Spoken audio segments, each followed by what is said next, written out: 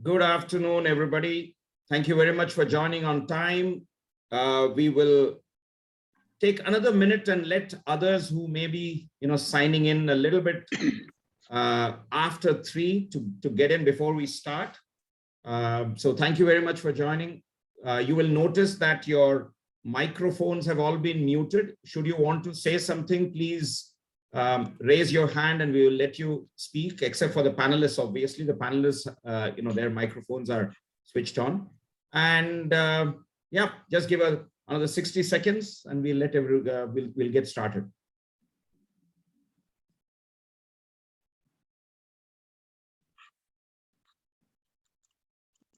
What I would like from all the delegates who are attending is, if you have a profile picture that you would like to put on your screen, please do that. It's actually lovely to see all the profile pictures. It just helps us. Yeah, and you can switch on your videos as well, by all means.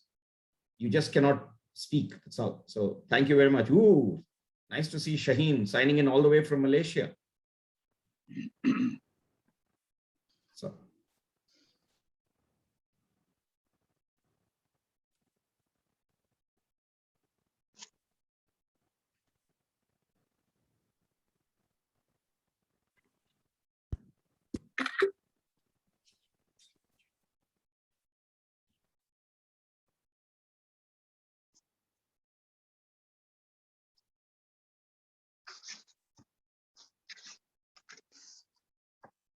Okay, without any further ado, thank you very much for joining on time. I welcome all of you. This is an HR Connections coordinated event. This whole discussion on decoupling rewards and performance management was kicked off by some of our illustrious HR folks on the HR Connections group. It was very interesting to see the conversations happening. I just, thought it'll be great to actually have a conversation face to face rather than keep typing. I'm not the typing sort of person. I find it very difficult. So I thought, why not have a conversation? And there we go. Here we are all today. I would like to recognize the presence of Raja Pillai, the key coordinator of HR Connections, who's also joined us. He'll be delivering the vote of thanks at the end of all of this. So welcome all of us. Great to see all of you attending on a Saturday afternoon when it's blistering hot out there. I'm sure all of you are wanting to have a siesta, except Shaheen. Shaheen, it's bedtime. For a lot of us, it is siesta time. And actually, I must say, I messed up. I thought this is at 4 o'clock. And then thank you, Sandrine, for reminding me today that it's at 3 o'clock. And I said, oh God, right in the middle of my siesta time. Well, my name is Sridhar. I'm your host today. I just took on the responsibility of coordinating this, and I will be taking you all through this conversation. I run a company called Motivaluate Consulting, and we do some leadership and strategy transformation work. I also coach people. Let me quickly introduce our panelists here today. And before I come to the panelists, all of you attendees, you will note that your microphones have been muted, because I know that sometimes we do not realize that our microphones are switched on, and we may be having conversations that we don't want others to listen to.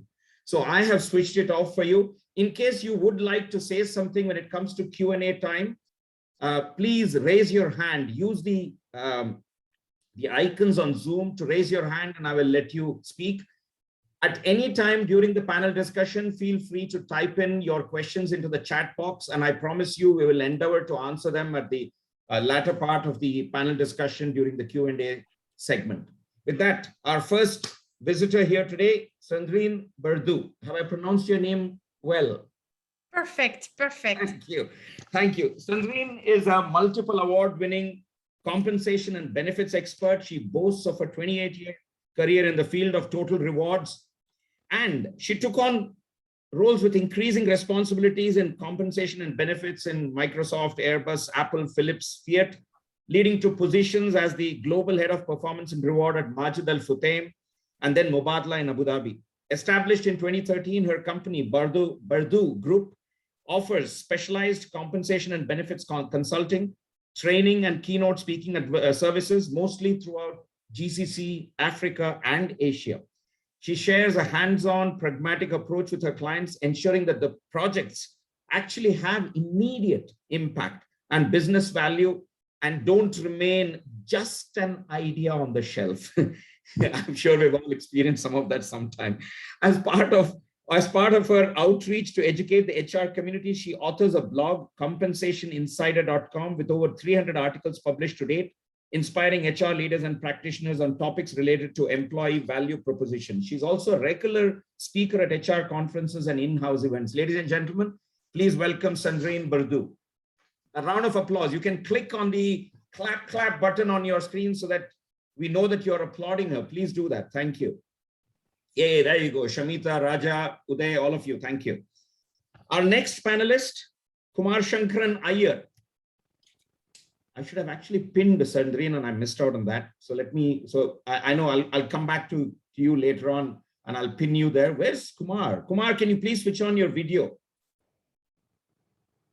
There you go. Kumar Shankaran Iyer is a certified genetic behavioral analyst, TQM trainer and NLP coach, and a practitioner, leadership coach and management trainer, all rolled into one because he has 30 years of experience in directing, managing, and advising on learning and development, behavioral transformation, and organizational development. He has an excellent track record of establishing and institutionalizing L&D programs, HR practices on skill and behavioral development, and achieving performance goals and establishing co-habitual, harmonious performance culture. He is the founder and CEO of Plethora Management Solutions, an HR and management advisory company, providing a complete range of HR solutions to clients. His expertise lies in championing HR strategy and setting the organizational vision and driving organizational culture. He's an ACE executive search professional with deep insight and experience for spotting and attracting talent. He's been in demand for managing difficult to hire C-suite positions across the Middle East and Africa. Kumar is a passionate leadership trainer and coach and has trained executives in a number of organizations. In the recent past, he had the opportunity to train a large number of Kenyan parliamentarians and senior management executives from the Kenyan Port Authority. As a genetic behavior analyst, he engages with executives, entrepreneurs, and C-suite to identify their hidden potential and areas of growth and help them improve their performance optimally. His article on identifying genetically inherited behaviors was recently published in the Aspire magazine, published in Dubai. Welcome, Kumar. A big round of applause for Kumar Shankaran Iyer for being here. Yes, thank you, Rahul. Yes, Raja, please do a clap on the icon that's there. Our third panelist, Nishit Pathak. He's the founder and CEO of WeSoar.ai, an HR tech startup, and is based in London. He dropped out of engineering. Oh my God. You're one of those guys who drop out of colleges and then become the next big unicorn. Okay. He dropped out of engineering and later from chartered accountancy also. I mean, I'm a chartered accountant. I feel bad about it, Nishit.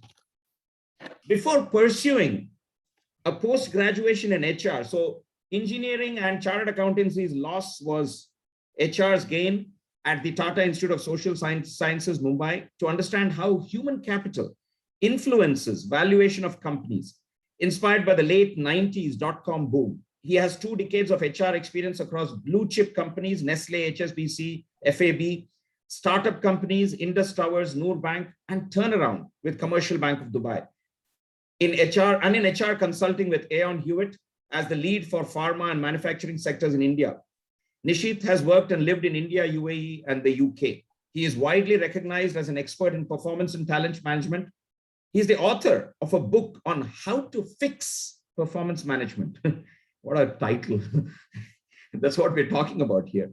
He's now on a mission to reinforce HR using technology and drive workplace happiness while helping organizations improve productivity. He is passionate about creating outstanding employee experiences based on principles of design thinking while utilizing ethical artificial intelligence, robotics, and big data. He is certified by the European Federation of Psychologists Associations Level 1 and 2.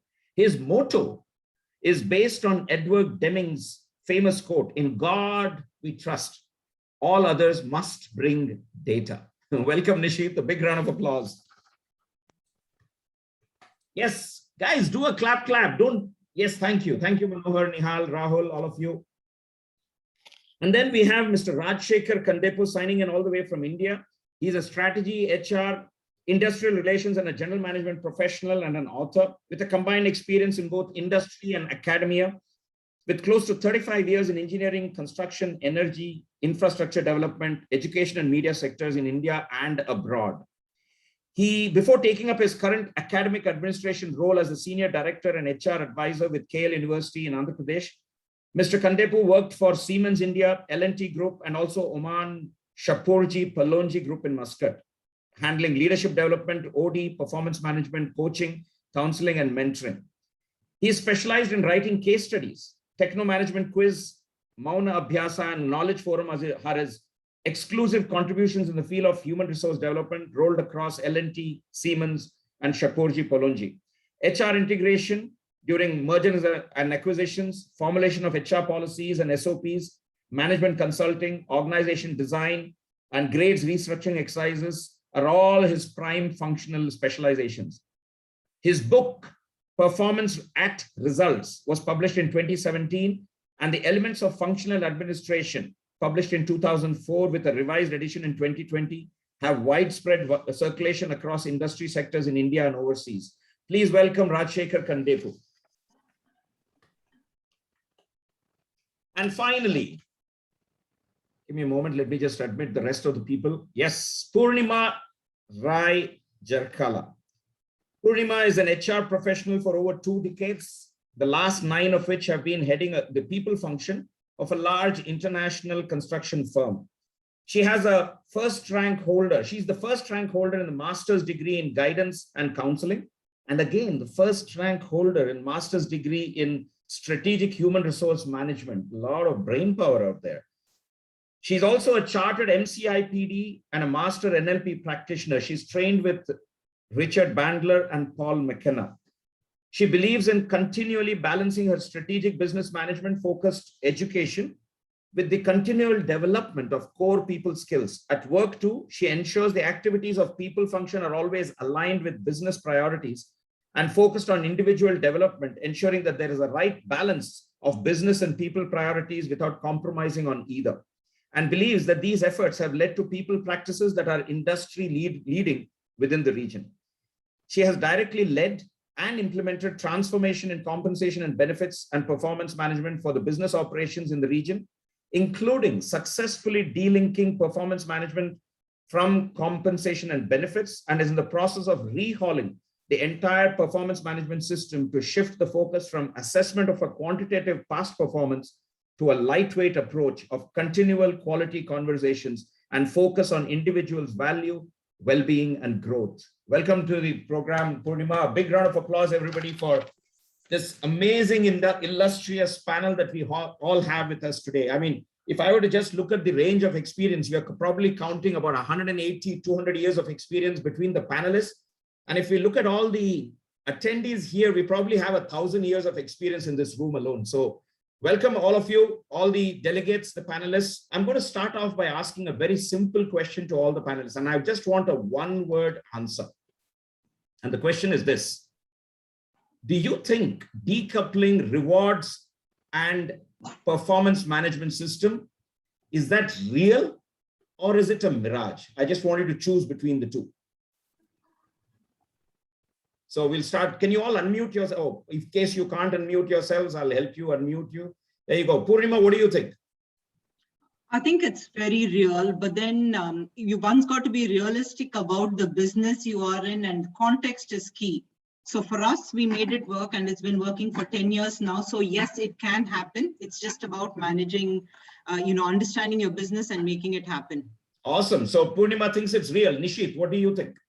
I think it is real. The only question I would say is it's easier to decouple the performance rating with reward than decouple the whole process of performance management with reward. Well, that's why you're here, Nishit. We're going to looking forward to hearing you say what you have to say and how technology can help that. Sandrine, what do you say? I am like Nishit. I think it also depends what we call performance. If it's just the performance rating at the end of the year or the whole process, and what we call reward as well, what we consider in the reward. Awesome. Awesome. Kumar, over to you. Exactly. I'm on for decoupling. It's real.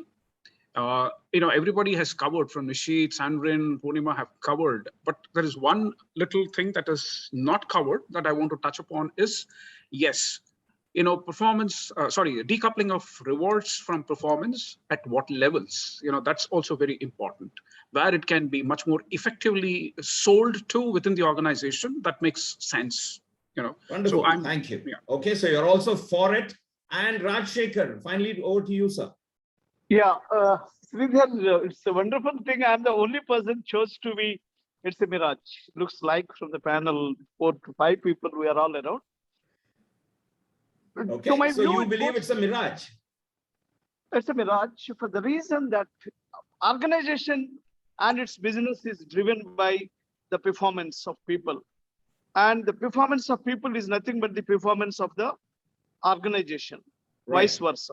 Right. And when you say that the performance of people decides and determines the performance of the organization, it is for sure that the fruits of the performance, the fruits of the results, what people have contributed, have to be directly and proportionately linked to the kind of contribution that they have done.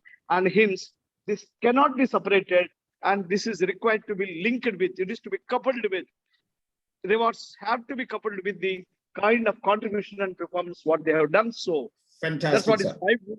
Fantastic, fantastic. But then, we have, as Purnima said, we have an example of somebody who is, whose company has implemented and decoupled rewards and performance management. So I'm going to, first of all, invite Purnima to talk to us about the success story that she has had and her organization has had in decoupling rewards and performance management systems. So Purnima, over to you. Take us through what magic you and your organization have done. All right. I started responding to my previous question by saying context is key. And for us also, when we set this process in 2011, again, I'd like to reemphasize that context was key. Now, the question was, why did we do it? And what was the business context at that point in time? And what did we do to implement it and how we, we were successful. So I basically got 4.5 minutes to do it. So let me just quickly run through it, why we did it. Now, if you look at, and I'm sure, with a lot of organization, it has progressed since then. But when we looked at it a decade back, performance management was an annual, performance appraisal was an annual event. If you were lucky, you would have a midterm review. You'd get a specific scoring, and that scoring had to feed into your into your rewards. That's probably typically how it happens with many of the organizations now. But for us, the issue that we had was our financial year end was March. And the budget for the compensation review would happen in December of the previous year without actually knowing whether the business has made any margins, what it is, how it looks like. Without looking at the balance sheet. So that was an issue there that had to be tackled. Second was we introduced SAP system, success factors at that point in time. And for us, for the longest time, we wanted to look at performance management system much more than just the performance and rating. For us, behavior was a huge focus at that time, especially being in the construction industry and the feedback that we were giving. Behavior was absolutely important. So we had worked on a very extensive behavioral framework. At the same time, we had worked on a career toolkit also, which was like taking into taking into account the competencies required for different things. And we wanted that to be integrated with the system, which the individuals and the line manager and the business would focus on. And therefore, all of this came into the performance management system. And for us at that point in time, it made sense to rehaul and delink reward from performance management system. Now, the context when we did it, obviously, when you do something like this, and we know in this part of the business that, in this part of the world, that most individuals automatically, expect their performance to lead to rewards. And that's very important because many of us come here because we get a tax-free salary, and that's a huge motivator. And for us, what had happened at that point in time was, recession, and us as a construction sector. So we were hit pretty badly, and there was a lot of redundancies happening at that point in time. So thankfully, the system got introduced at a time when individuals were not there wasn't much resistance at that point in time. And plus, there was uncertainty for individuals in terms of job continuance. So the focus was more in terms of keeping their jobs at that point in time, rather than asking for, too many questions on why you're decoupling both of them. Also, the market conditions at that point in time, when you're looking at it, the voluntary attrition was very less because there were no jobs in the market at that point in time and stuff. Plus, the business as such we were a separate hub here, but then we got linked with the European hub, and therefore the major systems that were in play with the rest of the business became applicable to us. And, the alignment happened. So how did we make it happen? Now, one, in between all this turbulence in the business, what we were able to do was come up with a very, very clear communication strategy, emphasizing that performance is much more than what the individual does. And the historic record of an individual works for a whole year, but in the March or January of the year, you decide to rate how the performance is. Is that really reflective of what the individual has done in the 11 years? Plus, your rewards is not just your performance. From a business perspective, it's about what margins the business has made in the previous years. What does your order book look like? And what kind of skills do you have to take into account? And in terms of individuals, apart from performance, what are the kind of skills that you need for the following year? Where is the flight risk high? Who are the individuals who, if they leave the business, the impact of loss is very high? There are multiple factors which you take into, compensation and benefits when you look at an individual, and it goes much beyond just the performance scores. So these were all the factors. So communication was key for us. We did that. We introduced the career toolkit, and I think I'm running out of time. But what we also did was, in the new performance management system, we put 50% for performance, 50% for 40% for behavior, and 10% for other key skills. So in that way, what happened was the individual, the thought process was that when you're looking at performance, we're looking at it holistically and not just one part of it. And please understand, our reward strategy was different, which probably I can explain later if it's required. But the reward then, because it got delinked, appraisals happened in March, April, and rewards happened, compensation review happened in October. So at that point in time, performance rating was taken as one factor, but not all the factors to determine rewards. Fantastic. Thank you very much for that high-speed success story, Purnima. I think you probably brought in all the years of whatever you have done in that time. I would like to open this conversation to some of our other panelists and ask you, what do you think? Have you heard such success stories from other organizations as well, or is it only that Purnima's company is a shining beacon that nobody else can follow? So who wants to go in there first? Just kindly raise your hands. Okay, Kumar, go ahead, please.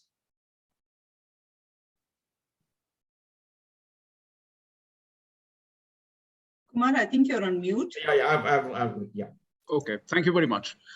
Yeah, I have had a very similar experience as Purnima, she shared. This was not in the recent past, but well over about 17 years ago. That was back in India when I was in a company. It's a private company, not a public limited company. And we were, to talk about the size, it was around 650 crore kind of a company with a manpower size of around 1,800 people spread across three major businesses: cement production, plywood plantations, and retail in terms of house building material. Generally the company was into house building and stuff. So these three were the major businesses, and we had to rehaul and redo quite a lot of things.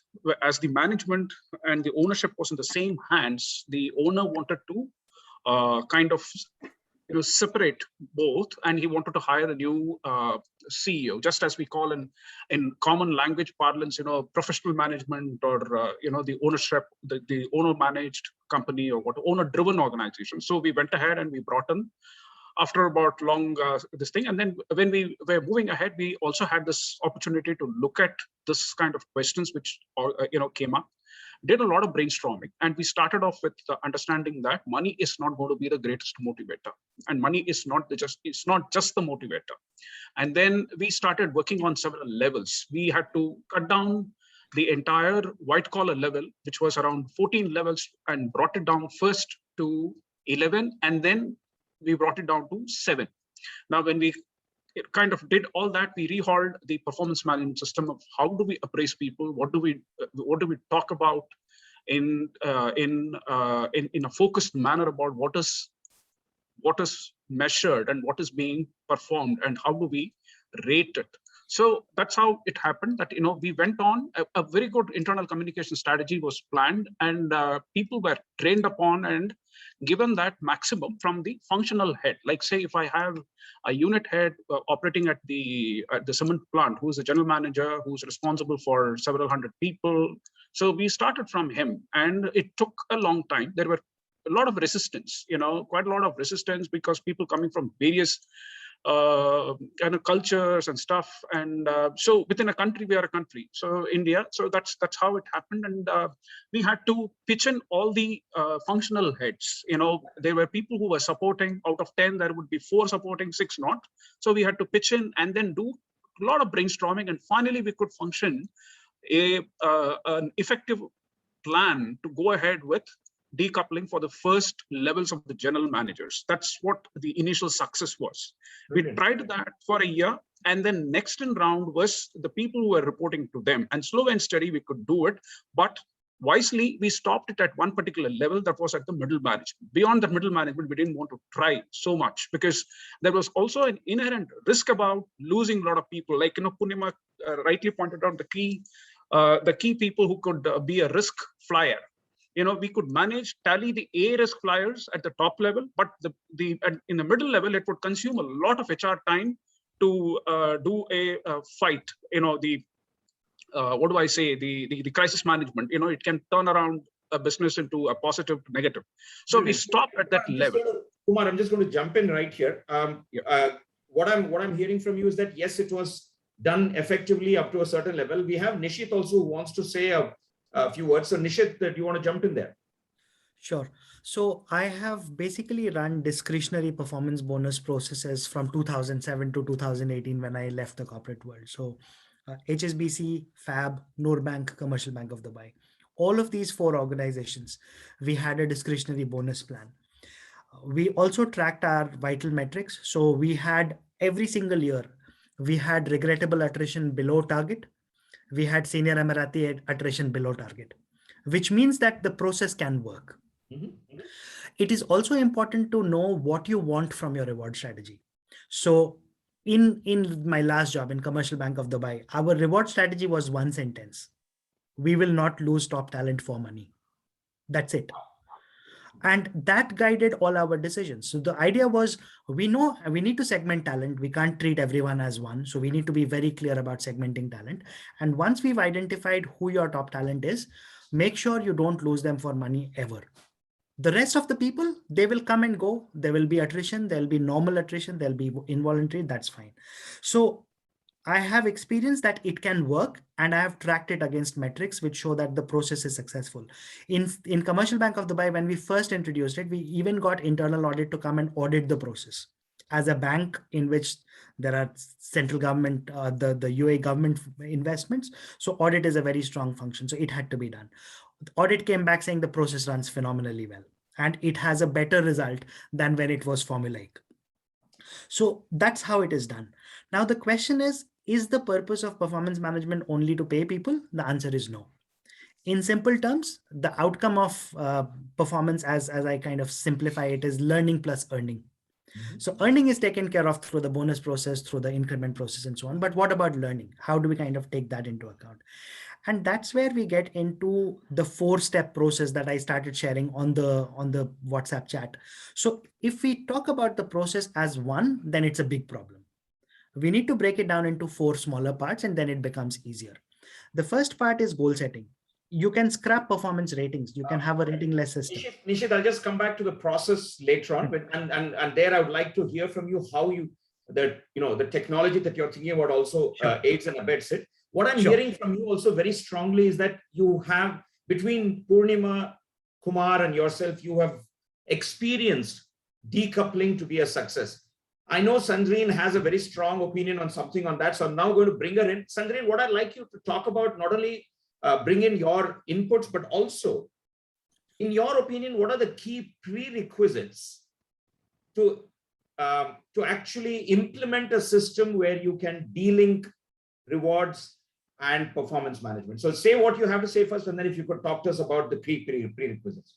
Sure, thank you. I think that first we maybe need to put a little bit of definition behind the words that we're using.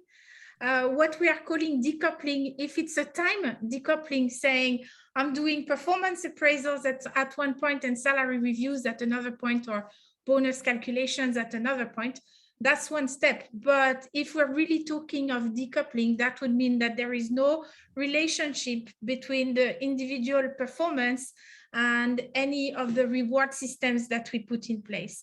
I personally don't believe that this can work, because I don't remember, one of the people before me was saying, we need to have a connection to the performance of the organization, and the performance of the organization is made of the performance of its people. Now, however, what I do believe in is that what we can probably have is less of individual performance and more of collective performance in terms of reward, which is another form of decoupling compared to the traditional, individual bonus and individual salary increase. We see more and more organizations putting in place, profit sharing or gain sharing types of reward programs, team-based incentives.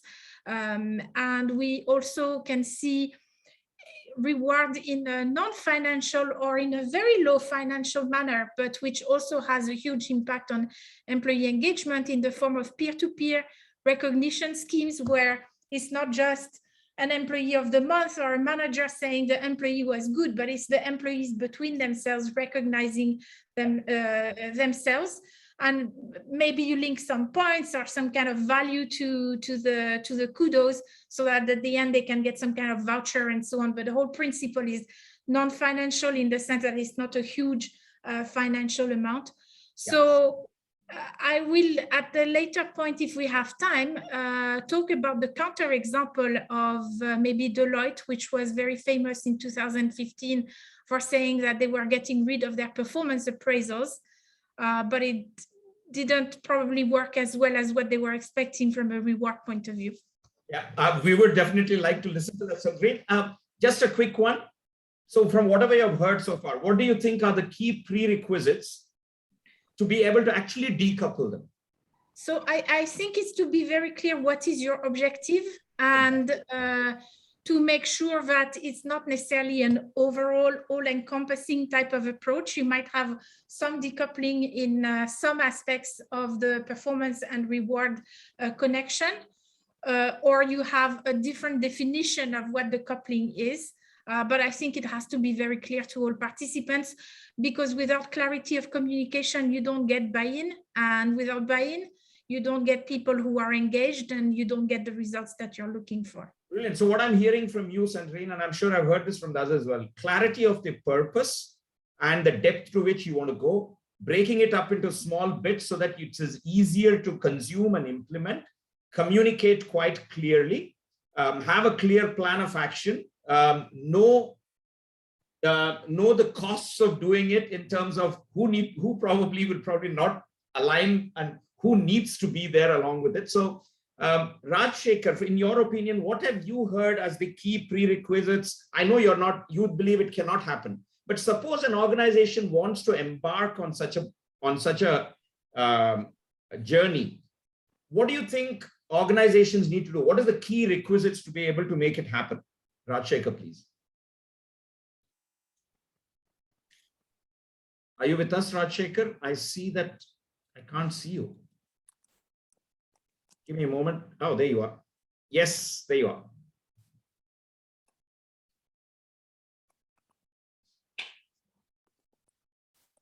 Rajshekhar, are you with us? Okay. I think we seem to have lost his audio. I sound like a television anchor here now, speaking that, we have lost his audio and all that stuff. So here's a question, Kumar, coming back to you. You have spent a lot of time, and all of you have spent a lot of time actually struggling through some of these issues. What are the challenges that HR executives face when trying to implement something? Because remember, not all of the key HR people have the capability, the authority, the system to be able to do it. So let us address that issue, which seems to be the elephant in the room, in my opinion. What do you think are the challenges that HR executives face? And once Kumar has spoken, anybody else would like to pitch in, please go ahead and do that. So Kumar, over to you.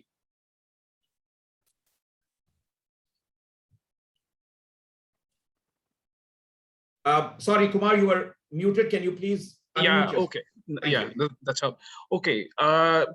Challenges are pretty lot. First and foremost, I have faced the resistance from the top end leader with whom you actually operate, who is a primary internal customer. And to put an example in a jokingly, one of the general managers of a plant, he was heading over about 1,000 around people in one of the organizations. When we tried this, he named HRD in a very beautiful way. He says in Hindi, he made it. I will explain that for other people, Sadin, and people to understand. He said, okay, you guys are hum rehne nahi denge, which means, HRD means you will not let people be with the organization. That's what he meant. He beautifully coined. So he tried to say that, because if you do this, this is what is going to happen. That's what he was talking about. Now, various other problems where the challenges which came up was, which was quite hypothetical, in the sense that they were afraid of what will happen if this happens. If I have a plan for so and so, I want to buy a house and I want to do this, there will be no increment, no this, no that, and stuff like that. And beautifully, when these people were in turn recruiting, they were in the recruitment drive, when we were interviewing people, some of them has to be there because those are the functional heads who are going to work with people. Now, these guys were in double mind. He was saying, how do we hire this person? We may have to pay him 10, 12, 15%. Then what do we do? Are we going to pay him or not? Because we are not paying people internally. We are going to have this concept of, the increment stoppage or stuff like that. And then looking at a pool of revenue that's being created by a team, and so on and so forth. So what had happened was, one had to work. I had to work with all of them separately, build the confidence in them to remove the resistance.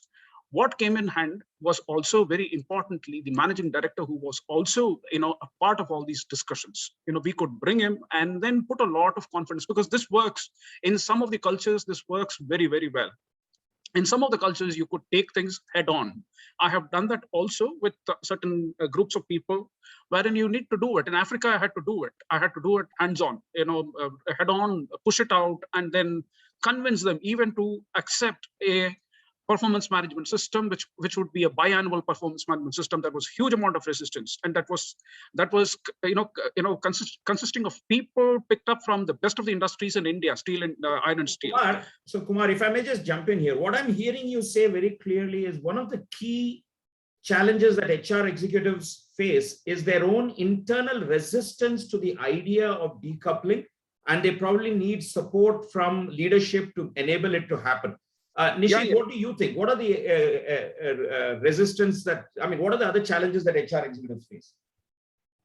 I think it's not so much about the challenges. First and foremost, HR and the leadership have to be aligned. If it can't be one person's agenda to drive change in the organization.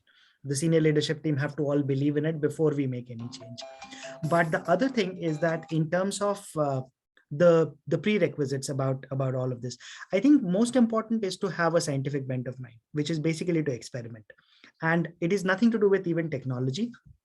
If you take something like an A/B testing, which basically means you go through your organization in small groups and test your hypothesis. So it is my hypothesis is that it is great to decouple performance with ratings, or increments or reward with rating. That may not be true. We need to test that hypothesis in the organization, because everything changes with the context of the organization. Fantastic. Nishit, let me just jump in here. What you're basically saying that the best way to eat an elephant is piece by piece, right? Absolutely. So let me go across to Purnima. Purnima, when you were implementing it in your organization, did you test the hypothesis? Did you take it step by step, or was it a big bang approach? Hold on a second. There you go. All right. For us, it was a combination of both. And see, the business would make a decision in terms of this is required, and this decision is driven from law UK.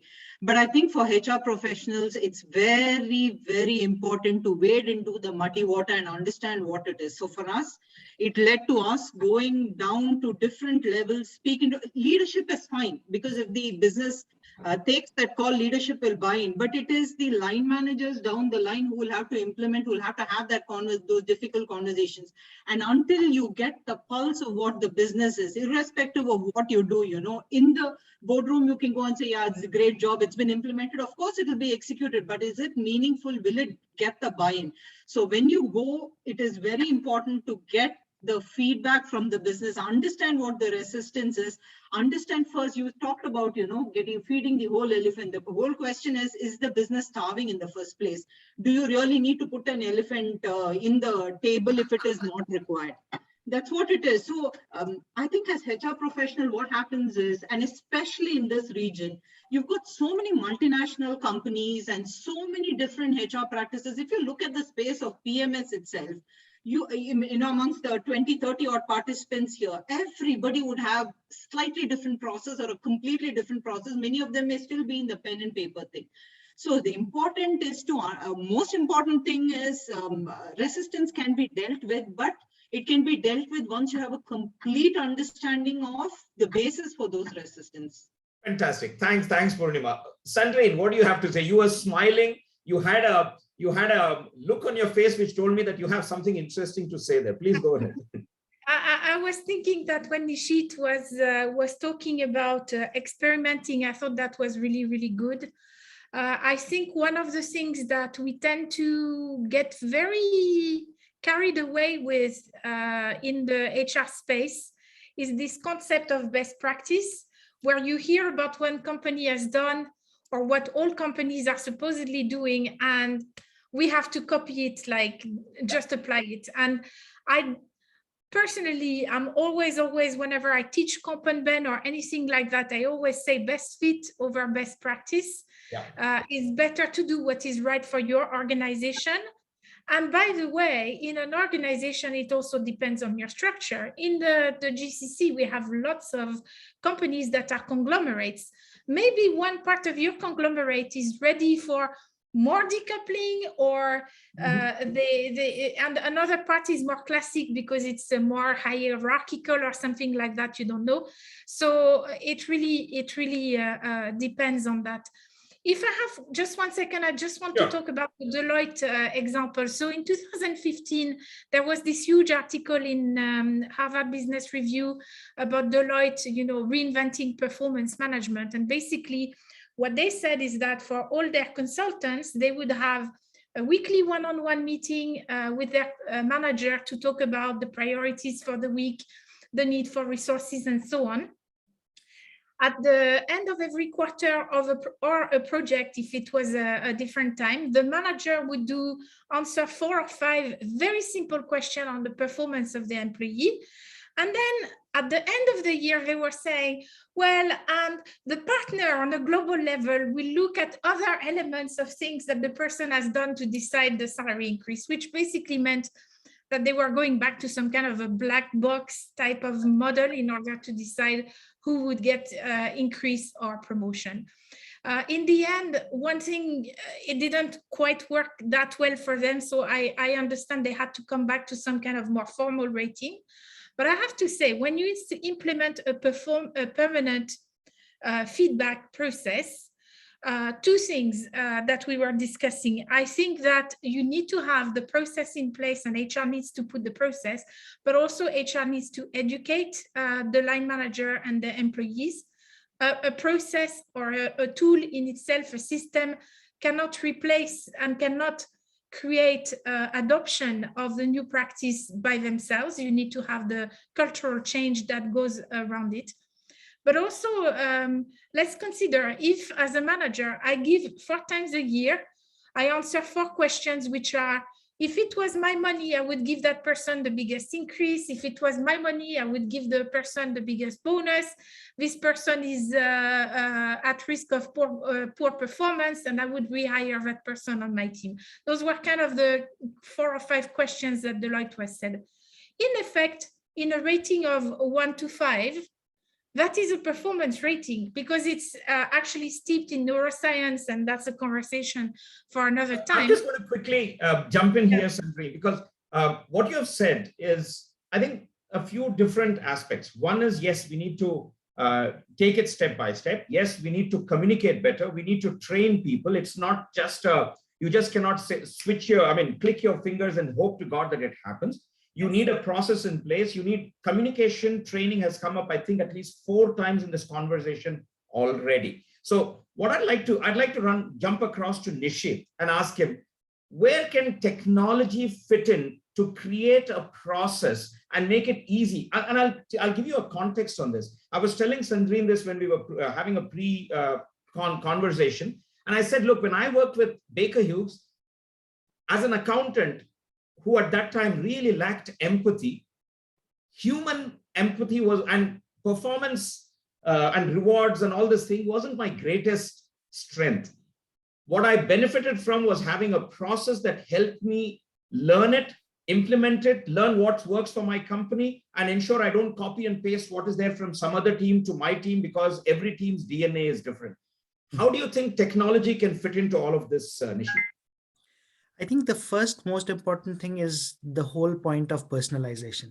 So if you look at traditional processes, they're designed as one size fits all. Personalization is one size fits one. And that is something you cannot do without technology, right? So that's a starting point of how we use technology in the whole process. Second, technology is the only way to make it scalable, repeatable, and successful. You cannot make it happen otherwise. I've tried doing it. The reason why I went out to build a product leaving my corporate job was because I realized that all the processes we were implementing were just not scalable. They were just not kind of sustainable in the long run. I think what we can also do with technology is take a look at important concepts that are appearing outside of HR and start implementing them. So the most important thing, like we talk about training, but there is also this concept of a nudge. A nudge is becoming kind of insanely popular in the field of HR now. Again, nudge is something that you cannot do without technology. No way. So you need technology to kind of lead with some of these areas. The other kind of last remaining bit about this is we may want to decouple performance and reward, but we cannot decouple it from growth and coaching and improvement in performance. So the feedback process, if we want to get into something like a check-in, so Sandrine mentioned about the 2015 Deloitte example. It started in 2011 with Medtronic. And then Adobe came in 2012 and started officially calling it the check-in. And now everyone wants to do the check-in. It's pretty much the norm. Something like a check-in cannot be done without a good system, without technology. So in order to make it work, we must have technology. Otherwise, it's just not possible. Awesome. Awesome. And I completely agree with you. When we did it, and I remember this, even though it was a process, a well-defined process, because we had different people, different teams with different levels of understanding doing it, we had different results. And that is not exactly what we want to get in an organization. We want some kind of, if I may use the word, predictable results, right? And technology definitely ensures that it is predictable, it is managed well, and it moves in a particular direction. Now, we're running out of time, and I would like to come to this. If you really can use technology, can get leadership, communicate well, train people well, and put in place bit by bit a system to decouple rewards and performance management, what are the benefits? Just name 2 in your opinion, and I'll go across to the others. Nishit, 2 benefits. The first and most important is collaboration, because otherwise what comes up is a zero-sum game. I win only if you lose, because there's a finite budget which is linked to my performance rating. And that's the biggest bane of collaboration. Collaboration is one. Next. The second thing is a growth-oriented mindset and growth and development. Fantastic. Collaboration, growth-oriented mindset. Sandrine, two benefits of doing this.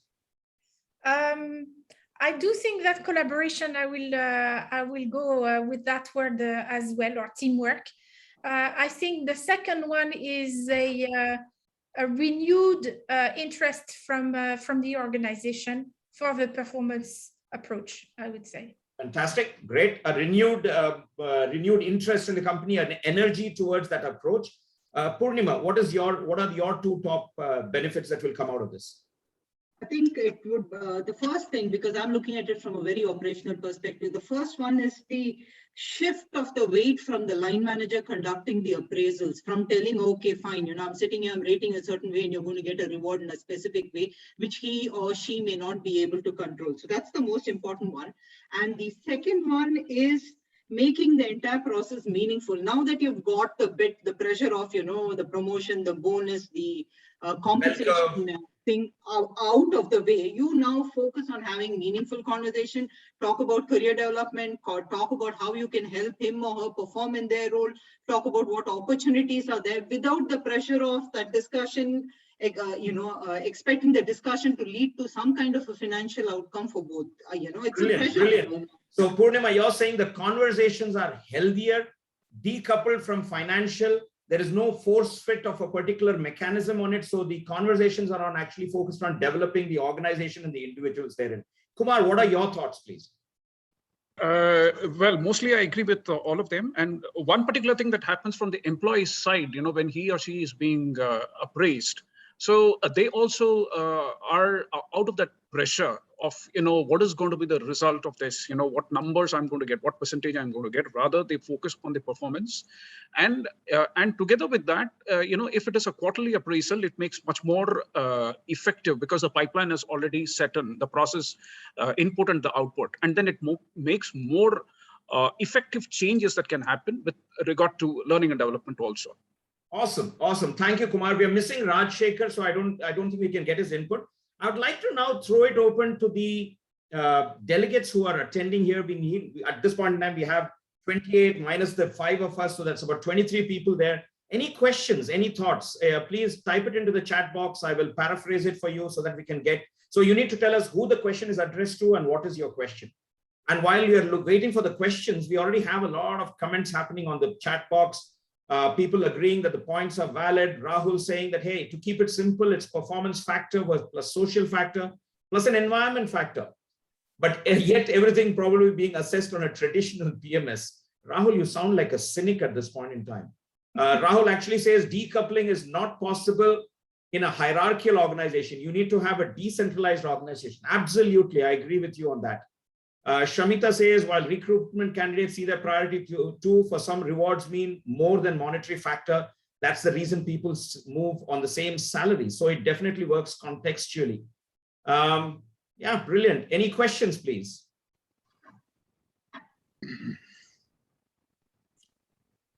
Okay, Geeta has a question, so Sandrine, and she's typing it. Geeta, do you want to say it out rather than type it, because it may take some time? Just raise your hand and I will let you speak. I have the control. Please just raise your hand on the Zoom system so I know where you are, and I'll unmute you, please. There is a raise hand button. Please click on that. There you go. Okay, you're unmuted, Geeta. Go ahead. Please unmute yourself and speak. Thank you so much. My question is to Sandrine, basically, because she's worked in companies like Mubadala, which is an investment firm. I'm looking at the point of view of getting a buy-in from the overall organization, because at the end of the year, when we take the proposal up to them and ask them to give X number of increases to X number of people, they're not really going to.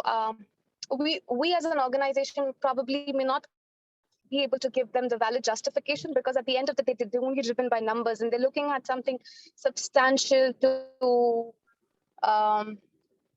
give in their money, because at the end of the day, it's their money. So having said and discussed the pros and cons, that's one area that concerns me a lot. And I'm basically concerned about how do we deal with such organizations? So your question that have a complex setup. So Geeta, your question is, an organization with a complex setup, how does HR get the buy-in of senior leadership to agree to a system where you're not necessarily driving it only with numbers? Am I right? Precisely, yes. Sandrine, over to you, please. So I think it has a lot to do with HR not just working on their side to design a new system. When we completely revamped the system in Mubadala when I arrived there, so at the time, if I have a minute to explain, at the time there was a performance rating system with no distribution curve or anything. And the organization was very proud to say that they had 44% of employees who were overachievers, you know, rated 4 or 5 on a 5-scale rating. And they were very proud of it. And I told them, actually, it means you have a problem with your performance management system, because statistically, you cannot have 44% of your employees who are above the average. So once you get that buy-in from the top management to understand that there is something that needs to be reworked in the organization, makes it much easier to implement, no matter what we design. At the time, there was no talk of performance feedback on a weekly basis or anything like that. We introduced quarterly reviews. We made it mandatory to have individual development plans communicated. We introduced manager rated, linked to the rating and the feedback that the employees were giving, and especially the nationals, on saying my manager is checking on my individual development plan on a quarterly basis or not. So it was not the director saying my manager is great, it was the employees saying my manager is taking care of me. And that was a big revolution and so on. We were only able to implement those changes because the top management was coming there. Once you have to start by showing what are the consequences of a system which is not adapted to your company in the first place. So maybe what you can do is some kind of scenario costing where you say, hey, if we had a different approach, this would be the outcome. And we feel comfortable that the performance ratings reflect the reality of the performance of the organization. You cannot have so many high performers if the company is not reaching its objectives, whether they're financial or non-financial objectives. So you need to have that kind of coming together of what the business is trying to achieve and what's a translation in terms of performance of the human beings that are inside the organization as your driver for the discussion.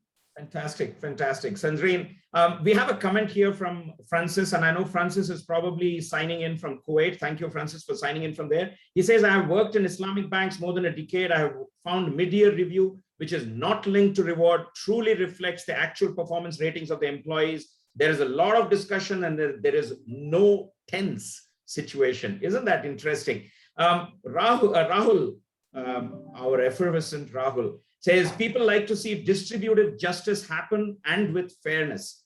We start the year with setting KRAs and then we want people to deliver on that. And yet we wish to decouple rewards from performance app, and that does not work. We'd love to have you live, Rahul. We run out of time actually. Before we conclude, I just want to quickly summarize what I'm hearing all of you say. Yes, there was a comment from Sonal saying that I didn't get to hear the other side, especially the gentleman who said that, you know, we cannot decouple it and he thought it's a mirage. He believes that it's a mirage. From my experience, I have been noticing this, that yes, it is possible, but it requires huge amount of work from the leaders. And as Purnima said, from the HR folks to wade down the muddy waters, really get their hands dirty and, you know, empathize with people, build a small model, and then hopefully, you know, get somebody like Nishit to build a technology that is scalable. And this requires huge amount of effort. But I think it all starts with one thing: whether the leaders of organizations in this part of the world are ready for that kind of a change. Nishit said it very nicely. They built a value system, right? We will not let talent go for money. So you were clear about your values that you wanted to implement. And that again is a definition that leaders make. So in my opinion, huge challenge, great discussion. Thank you all very much for joining. I want to call in HR Connections Coordinator, Raja. Raja, can you please raise your hand on the system so that I can unmute you so that you could say a few words, please, as we close this whole thing out. Raja, are you with us? Okay. Raja, can you please unmute yourself and Come in, please. Thank you. Wow, thank you so much. What a great panel discussion. Decoupling, rewards, and performance. Everyone can hear me, right? Yes, we can. Great, great. And, the discussion started with asking a question, is it a real or mirage? Yeah. And Go ahead, Raja. I've just launched a poll at the same time. Go ahead. Great. And Mr. Sridhar, as a moderator, he started, asking that what are the prerequisites and challenges to decoupling and how did they overcome, what approach they followed. And he also ended the discussion with what are the benefits and thoughts of the discussions on decoupling the rewards. Right? And from the panelist perspective, Purnima started responding that it is real. And she mentioned how she implemented at her whole organization. And Nishit mentioned that while it is real, decouple the rewards with the performance, it is not possible to decouple the process. He was referring to the 4-step processes which he shared in our HR Connections group. He also mentioned that how technology can be used for the processes as well. And our panelist, Mr. Kumar Shankaran Iyer, though he agreeing for decoupling, he also mentioned what level. It is very important due to the high risk matter as they might leave, he mentioned that. Mr. Rajesh Agar, he mentioned that it is Mirage. And he also mentioned that performance of the people is the performance of the organization, and it cannot be separated. Unfortunately, due to some technical reasons, he could not continue with us. And Sandrine, there is no relation between the individual and performance with rewards, less of individual performance and more of collective performance. He mentioned more points they discussed, and all are very much fruitful and benefits to everyone. And I have really benefited much, as I feel that everyone would have benefited as well, And I would like to say thank you, starting with Geeta Kapoor. Yeah, she started this discussion. Yeah, and thank you so much, Geeta, for initiating this discussion. Your message to the group was good morning. Has anyone worked on decoupling, performance rating, and rewards? Any thoughts? So that ignited the discussion further, and everyone came up and our members started contributing. That was really great, and I thank our panelists so much, Mr. Nishit Patak, Purnima, Kumar Shankaran Iyer, and Mr. Rajesh Agar. And finally, I thank our moderator, Mr. Sridhar Sampath as well, and all the participants. Without you, it is definitely not possible. So I look forward to more such discussions. Thank you so much, everyone.